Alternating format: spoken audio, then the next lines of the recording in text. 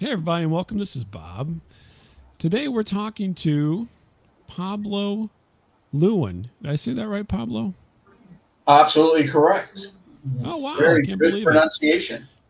First try. Usually I get everybody's name wrong on the first one. So, how you doing today, Pablo? It looks like you're there at getting ready to do some stand-up work here at the Yuck Yuck Hut or whatever.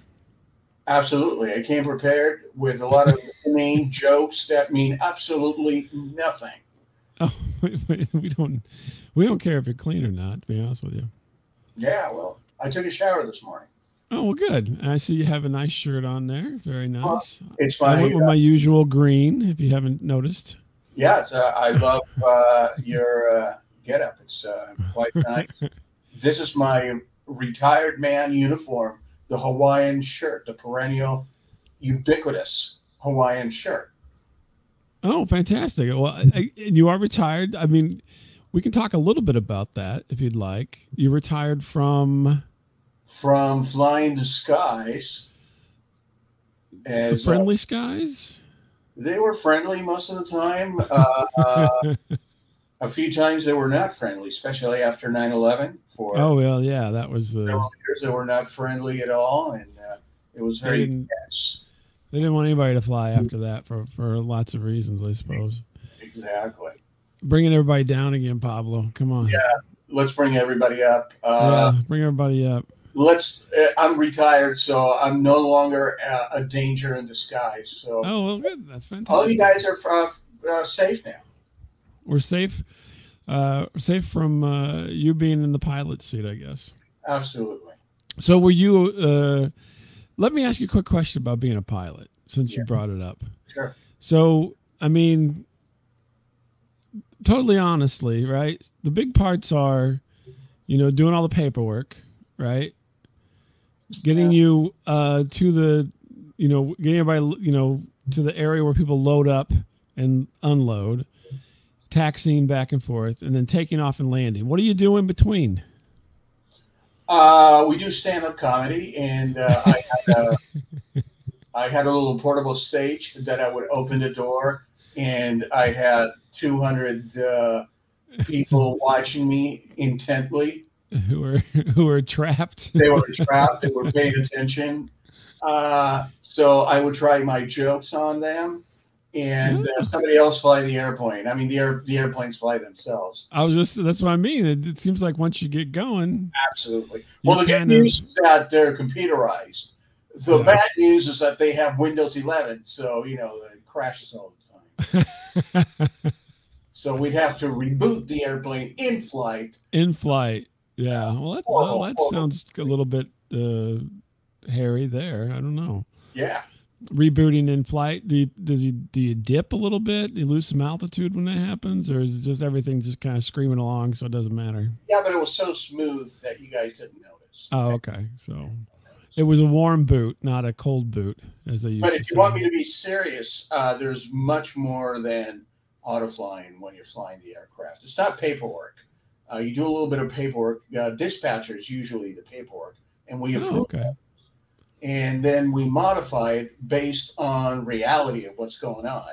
For Yeah. example, if they had us fly at 10,000 feet and there's a mountain at 15 that's topped off at 15,000 feet, it would be up to us to say, hey, either climb, turn, or crash right into it.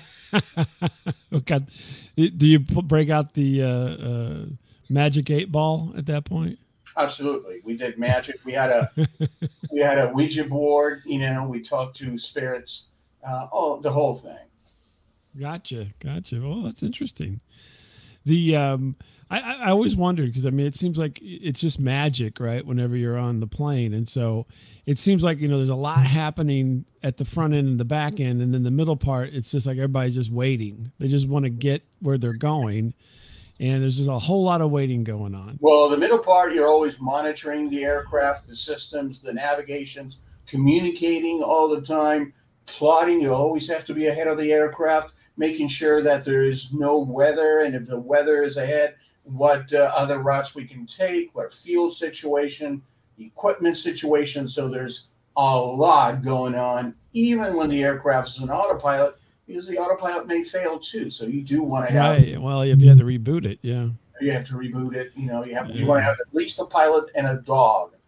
The dog is there to wake up the pilot in case he falls asleep. There you go. Right. Licks his face. Whatever needs to be done to keep everything He on. just brought everybody Yeah. down. Let's talk about terrorism now. Come on. No. Let me ask you. So, is there a switch for you to turn off your transponder? Yeah, absolutely. It's on the transponder. Oh, you can just turn it on and off? But do your listeners know what a transponder is? Well, I do. I'm assuming they do. I always assume everybody knows what everything I A know. transponder is a little transmitter that tells the radar people on the ground who we are, how fast we're going, so they don't have to send a signal and bounce it off the airplane and come back. We actually send it so they can see us and get all the information. So Yeah, and then your altitude, your speed, everything, right? it's everything. Yeah.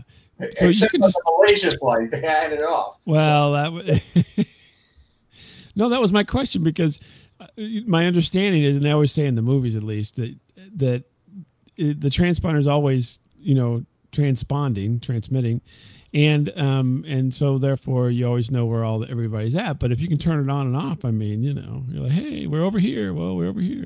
You can turn it off because sometimes the transponder may fail. So the air traffic control may ask you to turn it off because it's given spurious information. Ah, okay, interesting. And also keep in mind that the transponder is line of sight only. It's not, if you're over the ocean, the transponder just doesn't work officially. Gotcha, because it's just going to nowhere. Some military operations may still be able to receive it, even at a longer distance than VHF or line of sight. Oh, interesting.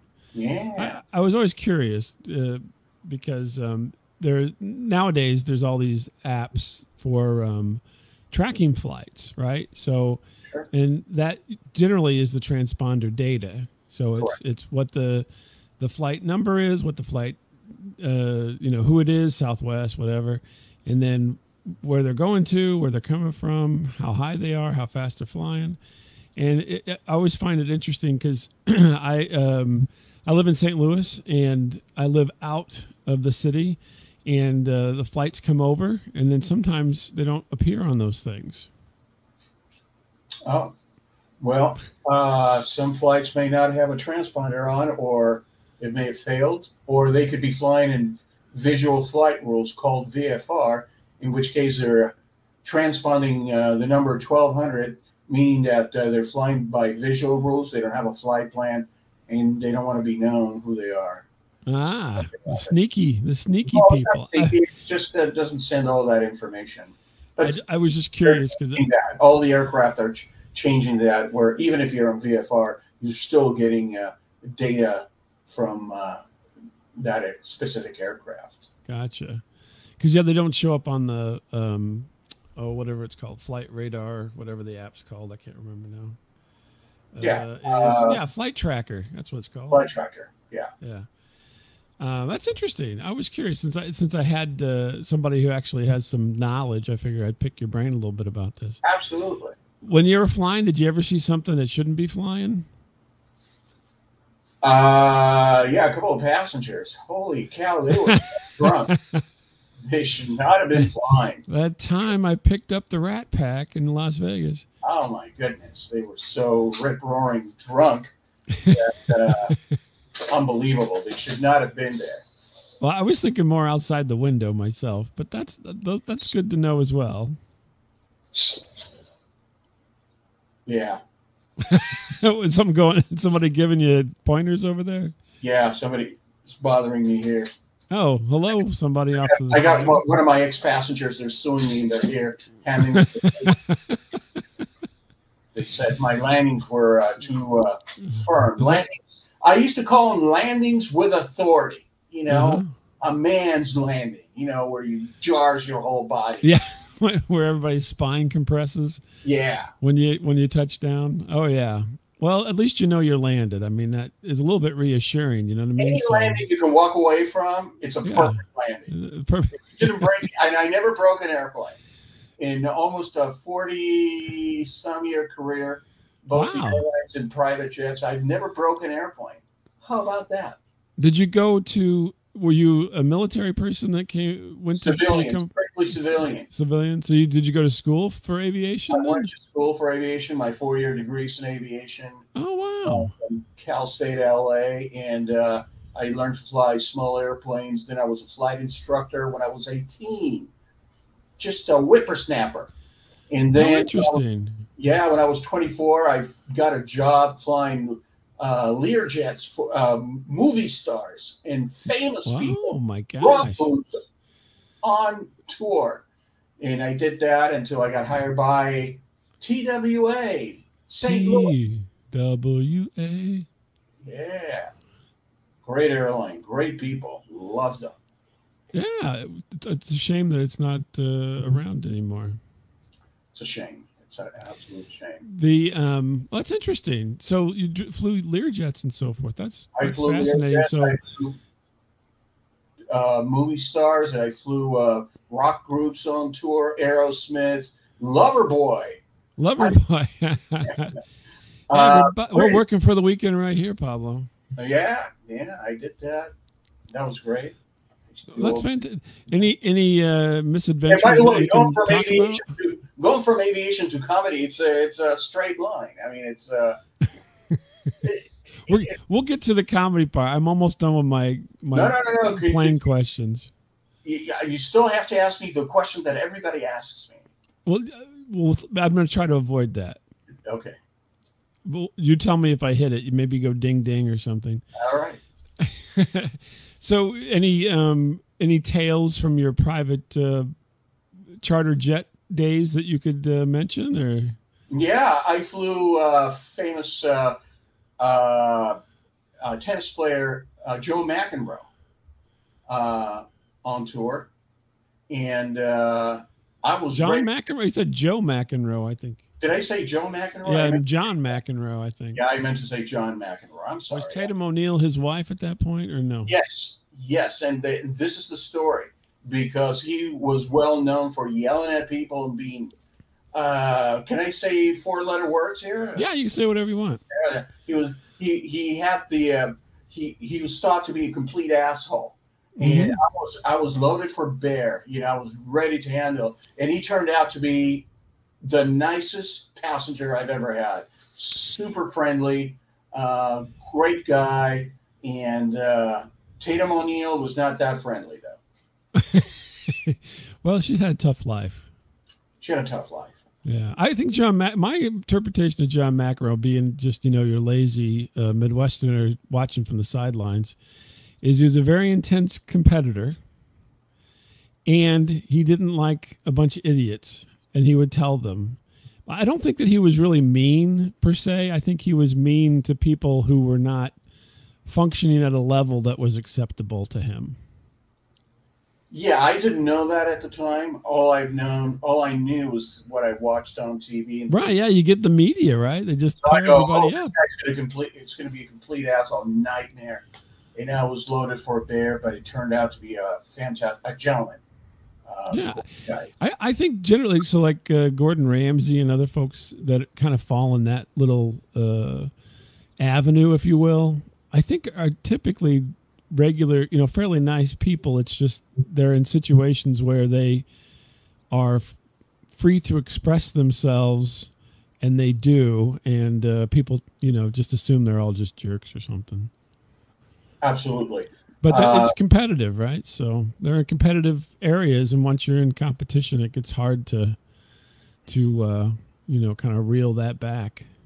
The group Loverboy from Canada, fantastic guys. Aerosmith, fantastic guys. The funny thing is, you look a little bit like the lead singer these days of Loverboy. Honestly, no, you guys really don't look that much different. I think I haven't seen him. Oh, okay. Well, I don't have a picture available right here, but honestly, you're probably very similar. He's probably not that much different in age from you, to be honest. No, he was older than me. Yeah.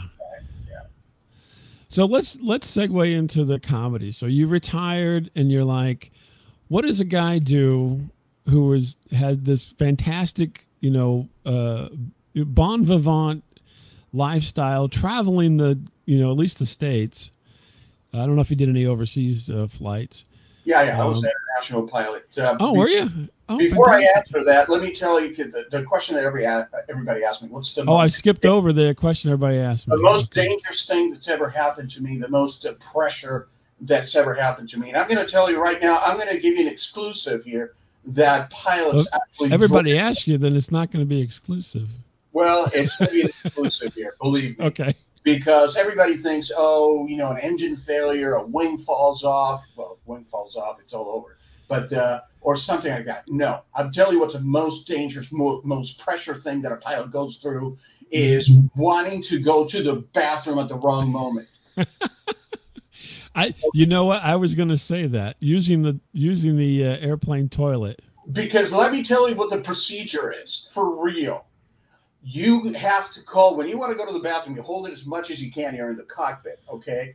And then you go, okay, that's it. The pressure is overwhelming. I have to go to the bathroom. Right. So you got to call the number one flight attendant, okay, and say, hey, listen, I'm going to need to go to the bathroom. So get the airplane ready. So now they have to get the airplane ready. They have to call all the flight attendants, let them know, hey, they're going to open the door of the cockpit. Pablo's got to do a number 2. Going to do number 2. Okay. So now all the flight attendants, the entire crew knows that I'm going to explode probably when I get to the bathroom. Number 1. Number 2, then they tell the first class passengers or half the airplane in the front, hey, listen, I want everybody in your seats. This is a security issue. Right. So now all the passengers know that the Put your blindfolds on. That's right. And then they put a cart in front of the cockpit.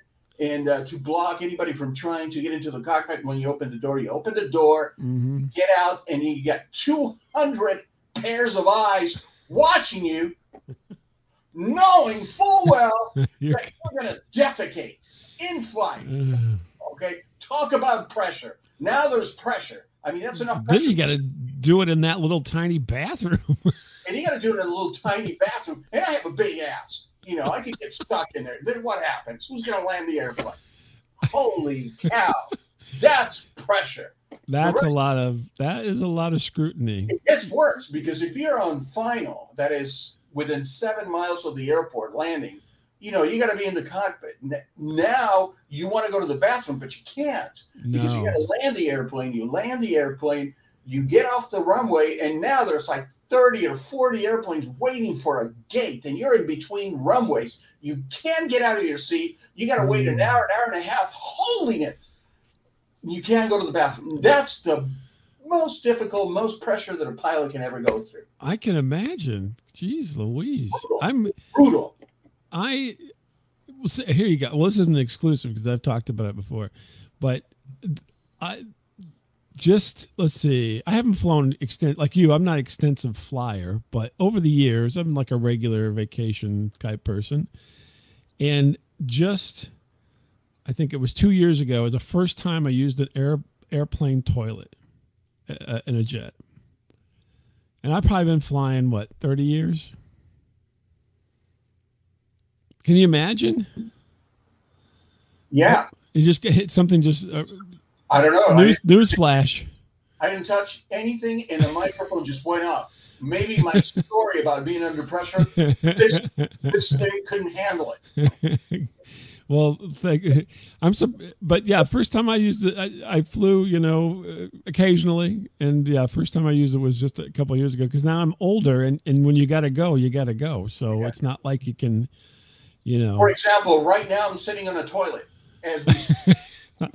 I wondered what that flash of porcelain was there at the bottom of the screen. Yeah, I just flashed the toilet. That's why the microphone went up. I put the wrong lever, Well, I hate those. I'm also have the shoulders of a linebacker, and so literally I fit into those toilets like cranberries in a can. Yeah, they're very small. Yeah, and, they're very smelly, and sometimes they're soiled. And then when you come out, they blame you. No, somebody peed on the floor. It wasn't me. It happens. It happens, So, you did one of those maneuvers and it sloshed out. Right. Pablo's doing maneuvers again. Well, when I was young and flying the Learjet, I used to roll the airplane or do inverted parabolas. Oh my God! Highly illegal.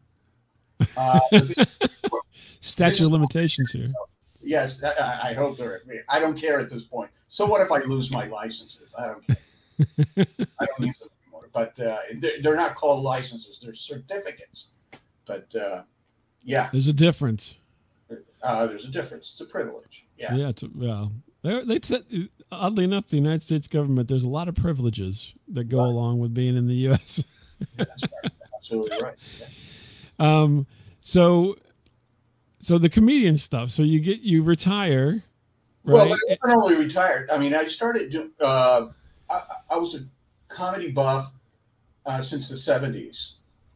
I used to go to the oldest comedy club in the U.S., the Ice House in Pasadena, and I used to watch all the greats, that used to go there. And I always thought, hey, I'd like to try that. So I did try it in my 20s.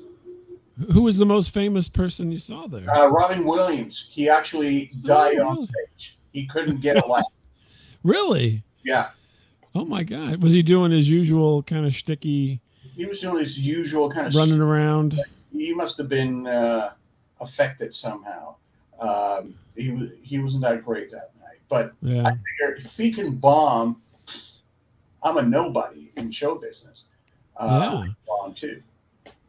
So that's interesting. Everybody bombs, as you know. Yeah. Unfortunately. Not you, but me. Yeah, well, I don't ever think about it. So, in your own mind, you're always a winner. So my comedy career, which is not a career, started in my 20s. And even when I was flying, I would go to open mics on layovers. Like I used to fly to New York all the time with the airlines. I'd get a cab, go to the different open mics in Manhattan and places like that, or here.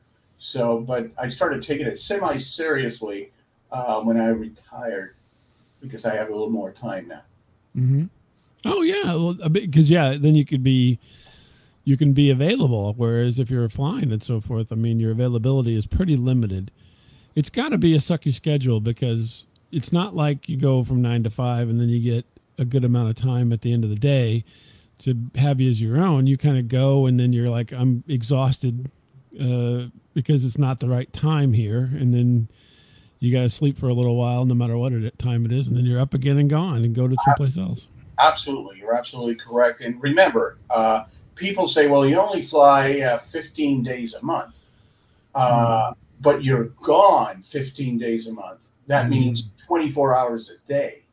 Right. Yeah. If you have to travel a lot for your job, I mean, you travel a lot, but even just traveling at all can be kind of sucky on your routine. That's for certain. Well, after a while, even luxurious hotels are a pain in the ass. I mean, you go home and not even that. And after holding it all in all day, you unleash the wrath of Pablo onto the Marriott and Manhattan.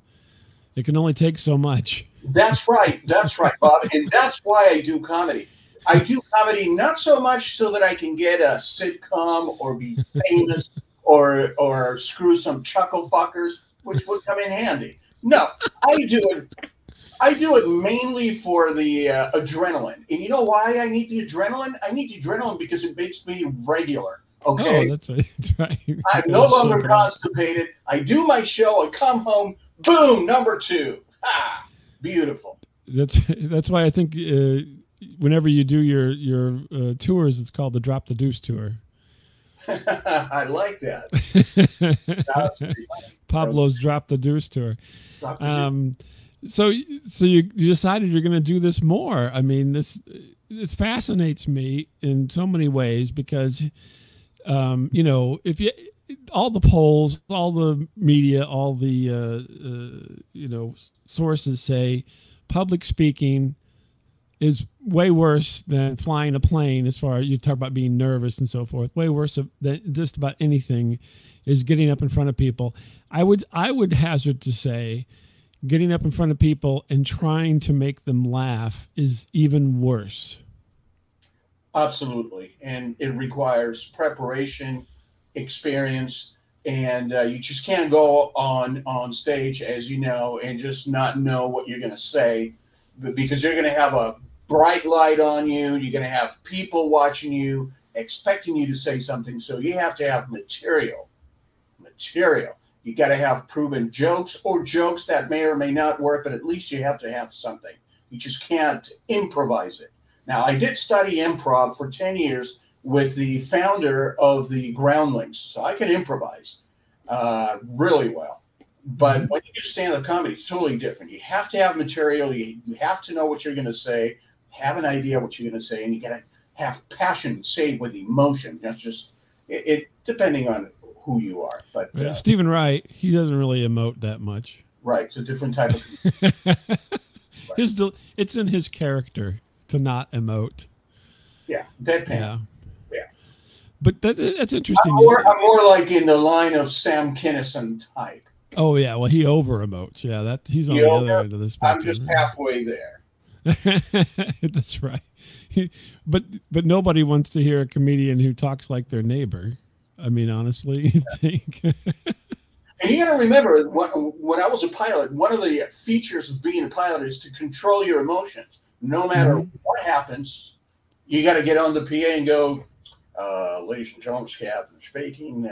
We just lost the number 2 engine, and we're over the ocean, and we're probably going to die. So please listen to your flight attendants. You know, That's you right. got to control your emotions. Now I'm Does anybody want a drink? We're giving away free drinks right now. free drink. I do that all the time. Just give them free drinks. Get them drunk. Get That's them drunk. right. You got to be relaxed when you hit the water. It helps. Yeah, they're not going to feel anything.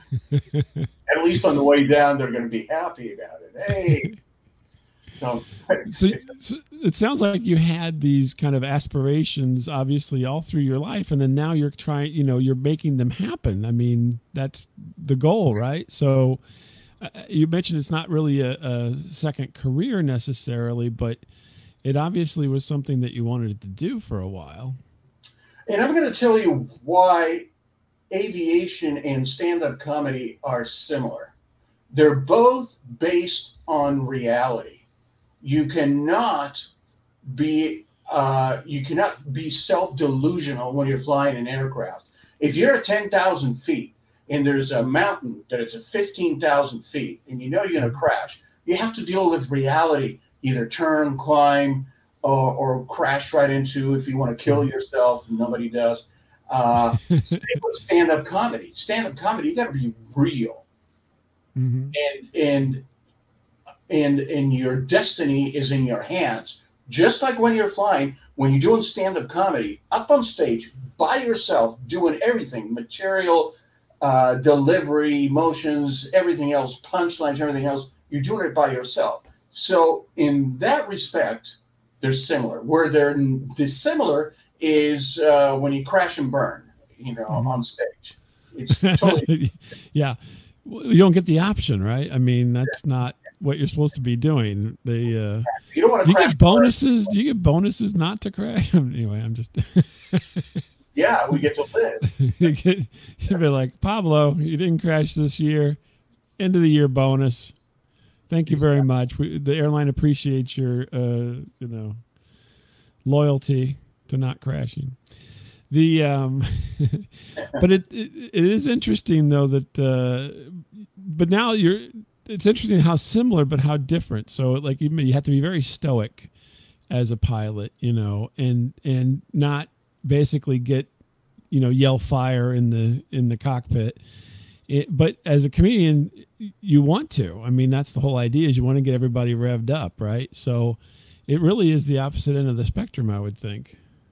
Well, in that respect, absolutely correct. Yeah, it's two different things. But in the airplane, most people are not afraid of flying. They're not afraid um, of height. What they're afraid of is who the hell is controlling my life from that cockpit. You're out of Right? control. You're totally out of control when you're a passenger. You don't know who's in the cockpit, whether Mm-mm. they had a good day, bad day, they get their dicks sucked, or their pussy eaten or something, that they have a problem, are they suicidal, you give up complete control to a complete stranger who will decide whether you're going to live or die. Same thing with stand-up comedy in a different respect. Somebody goes on stage and you go, well, wait a minute, what is this guy? Are we going to die here? This guy's going to take control. And that's very important when you do stand-up comedy. You just want to take control of that stage. You want to communicate with the people and establish a conversation, which will eventually, hopefully, will end in laughter. Not in the airplane, though, but it's different. Yeah, the total stoicism in the airplane. So there are some parallels, and of course, glaring differences. Varying differences. So can you tell me about a time? We'll start with the good, right? So can you tell me about a time where you went up there and you just killed and everybody was into it and you had everybody and then your time is up and you have to go and you're like, I wish this could last forever. Well, tell me, does that happen to you, first of all? as of about a year ago, I can take control of an audience and I can get laughter. Sometimes chuckles, sometimes great laughter, because I have material. I worked that material. I presented it. I massaged it. I took out words, put in, pauses and everything else. Pauses are very important, I found out. It's very important to pause between jokes. So now lately I can take control of an audience, and I know that my jokes mostly work. Before, I used to get a lot of silence. And the best one I've ever had was about 30 years ago. I did a retirement party for a pilot. There were like 300 people. And I couldn't say anything wrong. I mean, there was waves of laughter. And the interesting thing is that when you get a big room laughing at your jokes, you actually feel it. You feel it in your sternum. You can actually feel the waves. It was amazing. And so that must have been 30 years ago, at least 30 years. Yeah.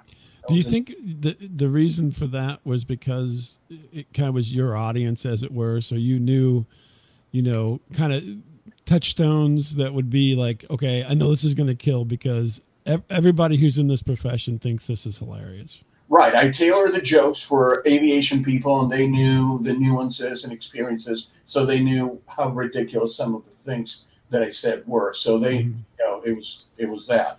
Also, you have to remember, and everybody listening to this, they have to remember that comedians are like old records or your music or streaming music.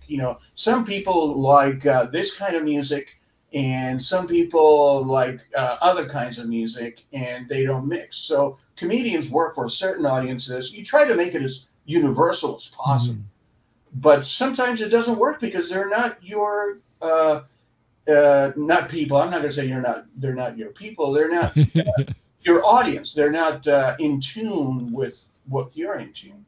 My comedy now is 100% self-deprecating comedy, which means that nobody is in danger in the audience. I'm not going to make fun of any groups or people there.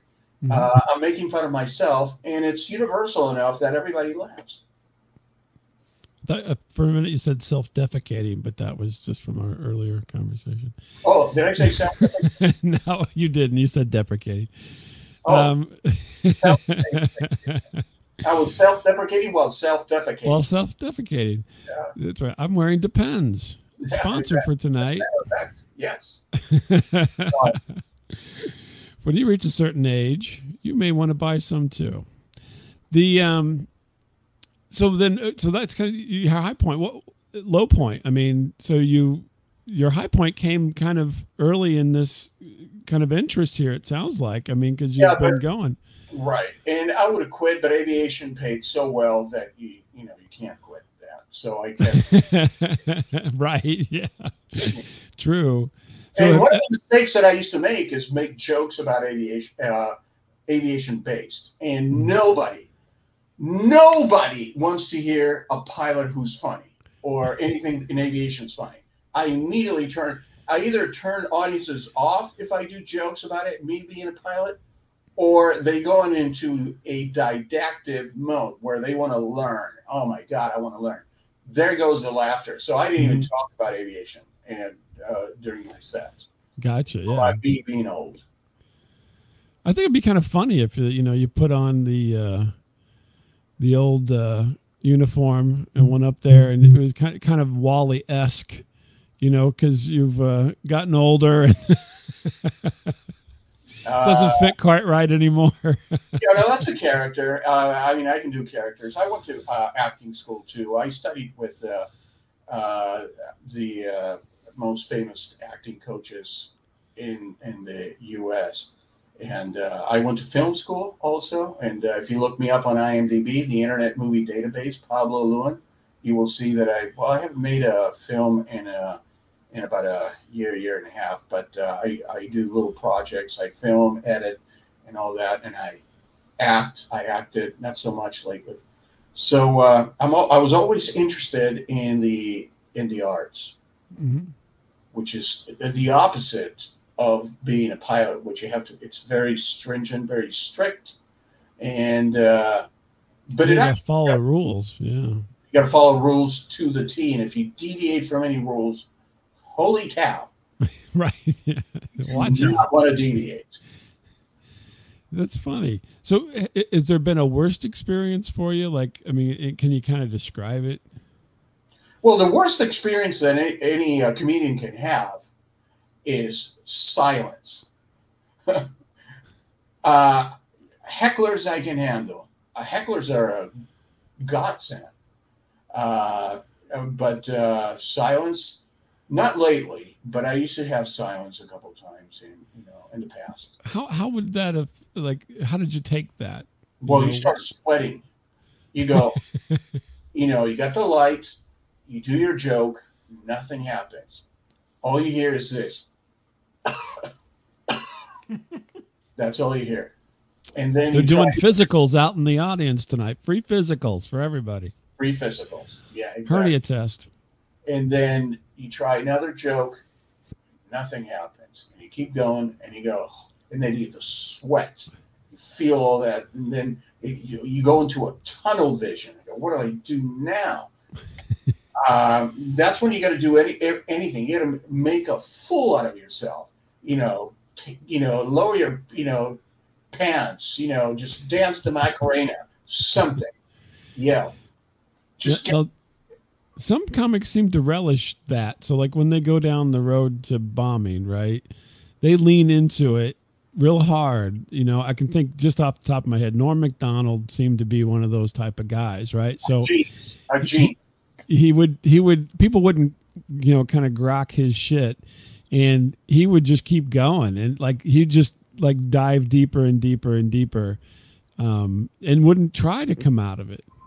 Yeah, but that was his shtick, and he was a genius. I mean, the guy was an amazing comedian. He did his jokes were delicious, actually. Yeah, beautiful, beautiful jokes. Hey, Steven Spielberg's on the line. You better pick that up. Yeah, that's probably my chief pilot saying, "Hey, that's my agent." Yeah, it's the CIA saying, "Hey, wait a minute, that's They're not comedy." Wait a minute, you did these parabolic rollover thing. Wait a minute. Yeah, that's interesting though. But yeah, I obviously you hope that those things aren't going to happen, but they do. I'm sure, just because of the nature of the randomness of audiences, right? So you're not looking for that, but it's bound to happen sometime. Absolutely. And one of the most important skills that a comedian has to learn is reading the room. And I've made a point of getting there early. And as soon as I see people sitting down, I go, okay, these are young people, hip hop, whatever, blah, blah, blah, blah. So I immediately start changing my set, or I go, that guy looks like Mr. T, or that guy looks like, I don't know, some funny guy, or he's got a beard. And one time I had a whole front audience. They had beards, the guys. I go, what is this, a beard convention? Look at you.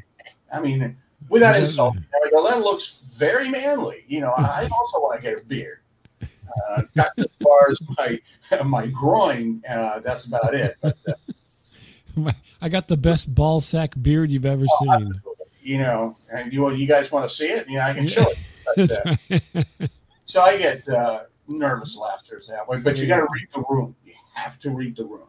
Got the Amish Rat Pack up on the front row here. Thank you for coming. That's right. The Amish jokes, you know, because they're never going to be there. Right. The other day I made a joke about I was actually talking to the audience, and one of the comedians, I was the MC, and one of the comedians made racist jokes about Asians and blacks. I go, hey everybody, I want to apologize. I mean, this guy, I mean, we're not racist here at this club. We're great, but I do hate one kind of people, and in fact, I don't want to live near them. They're the worst. People from Antarctica. Okay, because you know that there are no native people in it. No, there's not even one, penguins native down there. I got those penguins down there. Yeah. Not one laughter. They actually took it seriously. Oh, really? Oh, gosh. Well, you should, you know, the racist club is just down the street if you'd like to go. Anyway, but that's hard. So I was going to ask you, the question would be, you know, how do you so what do you think the line is? Because this is I think a problem more today than it has been in past times. Is obviously there's a line of, you know, where people are going to be turned off, and it's going to be not necessarily considered racist, but considered beyond the norm, let's say. And how do you deal with those thoughts? Like, where do you draw a line in your head? Do you wait till it comes out and then backpedal? I mean, what's your strategy on that? Oh, you're muted now for some reason. You're muted, Pablo. I don't know why I didn't say anything. Apparently you said a trigger word. I did. It's got to be a trigger word. I never use StreamYard, and maybe the duck. Is that a duck in StreamYard? Yeah, it's a duck. The duck is the duck. You're like, Antarctica. Screw you, pal. I have relatives. I was going to say the ducks are not my audience. They hate me. Okay, and it's obvious that this duck hates me. Every time I try to type duck on my phone, it autocorrects to fuck. Go figure. I think that stand-up comedy, the stage is a republic, and you're the president of that republic. As long as people know that when you're on stage, you're telling jokes, you're not calling for the death of anybody or for violence. It's up to you as the president of the republic, of the stage, to say whatever you want. Now, you're going to pay the consequences. It's up to you as a comedian to decide what consequences you want to pay. For example, I could easily make jokes about certain gods, but I could get a fatwa happening here where they're going to try to kill me. So I go, maybe I shouldn't say that. Right. Do I make jokes about Jewish people? Yeah, because I'm Jewish and my whole family is Jewish. So I make jokes. Do I make jokes about Jesus Christ once in a while? I tried it. It didn't go well, especially in this polarized world. And but then again, Jesus was Jewish too. So yeah, he was a self-hating Jew, I think. He was a self-hating Jew. Yeah. He was a carpenter. And I tell people that the reason that he was killed is because he owed my great forefathers money, because we used to have a hardware store, and he came asking for hardware for his carpentry. Right. And he never How many more nails are we going to give to you, Jesus? Yeah, you want nails? Here, take these nails. That's right. I got two. I got three. Two for your hands and one for your feet. Anyway. Yeah, we're in a country where people actually appreciate some of those jokes, but And I try to put people at ease and make jokes about myself lately. Oh, So that's cool.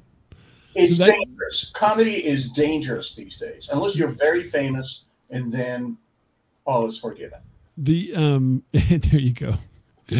The but now you talk about self-deprecating humor. Now they're thinking about your personal psyche, right? So there's got to come to a point where you're like, I'm not going to go there, even with myself, because you got to go home and then you've got to deal with the fallout of having basically beat yourself up in front of everybody for a while, Uh, no, or because you don't even think about it. You're like, I don't well, care, because if it's funny, it doesn't matter. I don't take it personally, you know.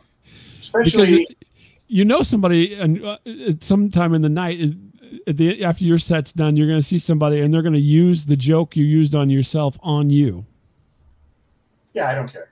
I'm Oh, 64. okay. I don't give a shit at this point.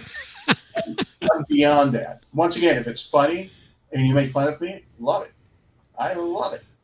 Wow, that's a good. You have good Yeah, self-esteem. I don't Then care. I think that's always the hard part for some people is the fact that you have to be so assured of yourself, because if you're not, then you're beating yourself up. Right. And, I come from a world in which they gave me a $60 million airplane. And I used to have 200 people's lives in my hands 4 times a day, sometimes going up and down, up and down. Hmm. So I know who I am. So making fun of myself, my foibles, because we all have failings and foibles and physical problems and everything else. So I just make fun of myself. I don't have any problems with that. Yeah, well, you're irritated bowel syndrome at this point from holding it all these years. Well, let me flush the toilet here for a second, and we'll continue. Okay, the silent flush. That must be one of those new Besides, callers. yeah, I save water. Yeah, water, just a flap, it just drops down. That's right. So I don't mind. I like to interact with an audience. Also, I like Hmm. to have a conversation and then come up with jokes no, about them. Sometimes whenever like when I'm emceeing, I'd interact with an audience. That's fine too. I like Adam Ray the way I have certain. Um, Not mentors, but people that I admire in comedy. Hmm. Adam Ray is one of them now. I mean, many comedians. But So, how did you get involved with Plausible, which is the online comedy? What would you call it? Online comedy? I don't know. What would you? Online platform, comedy club? Huh? online comedy platform. Platform. Uh, I think I have tremendous admiration for Leanne Linsky, the creator and inventor of that platform. She's an American success story, and she's what America is all about. I mean, a creator. She created something useful, and I like going in there. It makes it easy for comedians to create your own content, your own shows, to produce your own shows. You can even make money, charge people if you want. It has features that are dedicated specifically for the comedy world. Hmm. I think it's fantastic. I love that. And how do I, one of the features of being old is that you forget shit. Uh, I don't even remember what I had for breakfast this morning, but I think it was Facebook. Tomorrow morning, you can spy on yourself and find out. Yeah, absolutely. I'll YouTube Live or Facebook Live my whole day. It's going to be so interesting. I can roll. I can just roll this back. Oh, Bran again. Interesting. Yeah, what an interesting night. But what brought? So did you come to Plausible during pandemic, or when did you kind of get During the connected to that? beginning of the pandemic, there were a bunch of comedians from back east that I used to know because I filmed them and did all kinds of things. So they invited me to show. So I did a lot of Zoom stuff. Hmm. Um, and then I guess I found about Plausible, and I found about other shows, online shows. Just about everybody's doing online shows. I just got paid $20 for an online show. What? Yes, the guy actually paid me for 5 minutes of 5 minutes. because he's doing a show on dbtv.tv. So he goes, I pay my comedians. So I got paid for doing 5 minutes of comedy. Well, good for you. Yeah. So, Plausible allows you to do that kind of stuff, create your own shows, be your own producer, and all in a platform that is geared specifically for comedians. I should be getting paid by Leanne for saying all this. Well, just a question. So No, good question, and she's wonderful, and the platform is wonderful. Absolutely, highly recommend it for beginners or experienced people who want to work out their sets and jokes. It's fantastic. So then, what's on the horizon? What's next for Pablo? Well, I'm 64, so dying probably. Well, I mean, I don't know how rough you treat yourself during the day, but you have a good 20 years left. Yeah, maybe. Next for me is doing more shows, live shows that I do around the LA area, more Zoom shows. I want to film a couple more movies. I want to do my first feature length film. So basically, if I die on stage, having a heart attack, I'll be the happiest son of a bitch in the world. Do you have heart problems? No, not yet. I probably will. Oh, okay. It's in my future. But that could be a bit, when I'm planning for the day I have my heart attack, and then you could do a whole 5 minutes on that, I bet. Yeah, I don't want to bring anybody down, but my testosterone level is so low. I'm transitioning right now. Okay, my pronouns are. This is what my doctor said. Your pronouns are. He needs Viagra. So there you go. So that's funny, but you just want to do more of this. So it's almost like you have somewhat of a hedonistic lifestyle. You're just doing these things, and I'm assuming you don't need that $20, but you're going to take it. Absolutely.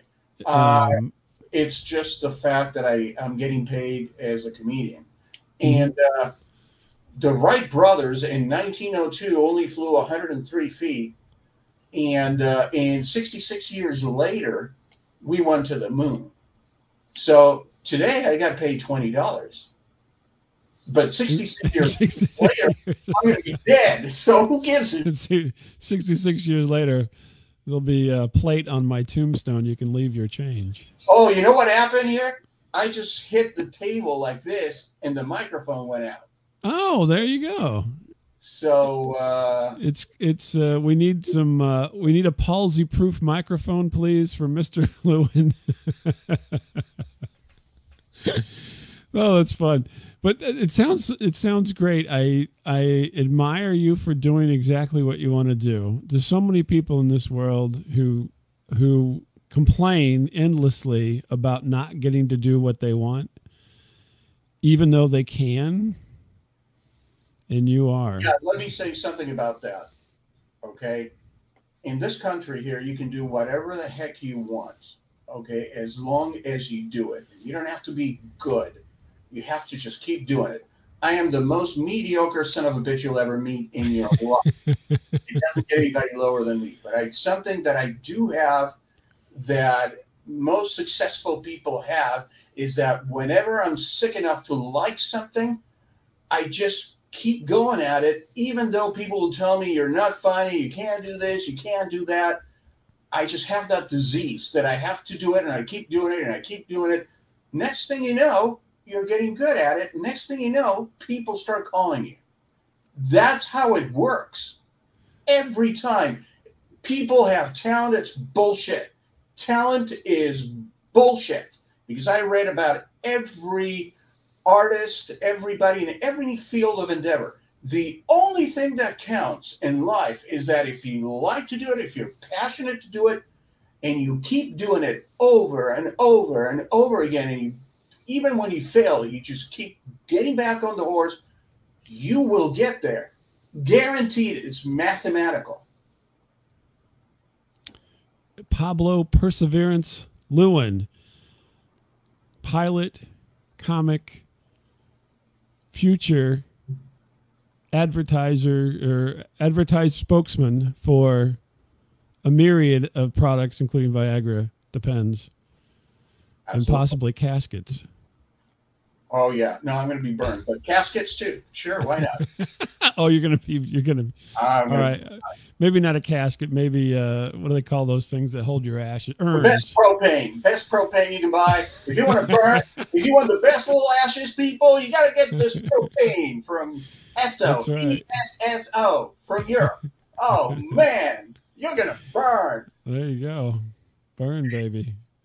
Well, Pablo, thank you very much for talking to me today. And everybody, I'm putting his website up onto the screen right now, so you can go there and check out everything from Pablo. Oh, wait a minute. There's no website available. The website is Facebook/Pablo TWA. Oh, now I got it. Oh, really? It is that then. Okay. Yeah. It's Facebook/PABLO TWA, like the old airline. And you're going to find that I make stupid comments about everything. Okay, let's see. Does this look like it is? Is that it? That's exactly what it is. Facebook. Yeah. Well, Pablo, thank you very much for talking to me. And, take care. Everybody can see Pablo. He's on Plausible, as many other places he goes to. And he's live in person. If you're out in Los Angeles, he's around town doing things.